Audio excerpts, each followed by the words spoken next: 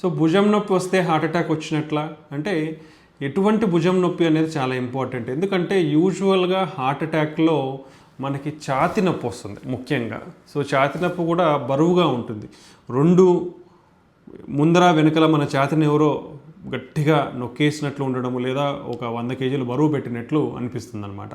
అలా కాకుండా కొందరిలో ఎడమ భుజం నొప్పి వచ్చి చెయ్యి నుంచి కిందికి పాకే అవకాశం ఉండొచ్చు. బట్ దాంతోపాటు మనకు ఎంతో కొంత ఛాతీలో నొప్పి ఉండొచ్చు, లేదా గొంతులో కూడా నొప్పి ఉండొచ్చు, అంటే పొత్తి కడుపులో కూడా కొంచెం నొప్పి ఉండే అవకాశం ఉంటుంది.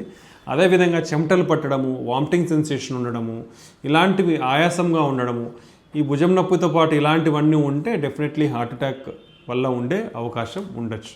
కానీ మెడ నొప్పికి భుజం నొప్పి ఉండి అలా కిందికి చేతికి వెళ్ళి తిమ్మిర్లు ఉంటే మాత్రం అది మనకు స్పాండైలోసిస్ వల్ల ఉండే అవకాశం ఉండొచ్చు. లేదా ఓన్లీ షోల్డర్ మూమెంట్స్, అంటే మనం మూమెంట్స్ చేసేటప్పుడు మాత్రమే నొప్పి వస్తే మనకు షోల్డర్ జాయింట్ ప్రాబ్లం కూడా ఉండే అవకాశం వచ్చు. అలా కాకుండా మూమెంట్స్తో సంబంధం లేకుండా వచ్చేదైతే హార్ట్ అటాక్ రిలేటెడ్ ఉండే అవకాశం ఉంటుంది. బట్ మనం డిస్కస్ చేసిన ఆయాసం కానివ్వండి, చెమటలు పట్టడం కానీ ఇలాంటి అడిషనల్ లక్షణాలు ఉంటే అప్పుడు హార్ట్ అటాక్ సంబంధించినగా ఉండే అవకాశం ఉండొచ్చు. బట్ యూజువల్గా దాని ముఖ్య కారణం ఏదర్ షోల్డర్ జాయింట్ ప్రాబ్లం ఉండొచ్చు, లేదా రాడికులోపతి అంటాం, అంటే మెడ దగ్గర మన నర్వ్ రూట్స్ అన్ని ఒత్తుకుపోయి అలా మెడ నొప్పి నుంచి ఇలా నొప్పి పాకే అవకాశం కూడా ఉండొచ్చు. సో భుజం నొప్పి అనేది పలు రకాల విధంగా ఉండొచ్చు.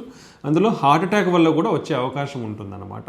సో కాబట్టి ఈ లక్షణాలని మనం డిఫరెన్షియేట్ చేసుకొని తగు జాగ్రత్తలు తీసుకుంటే మంచిది. థ్యాంక్ యూ అండి.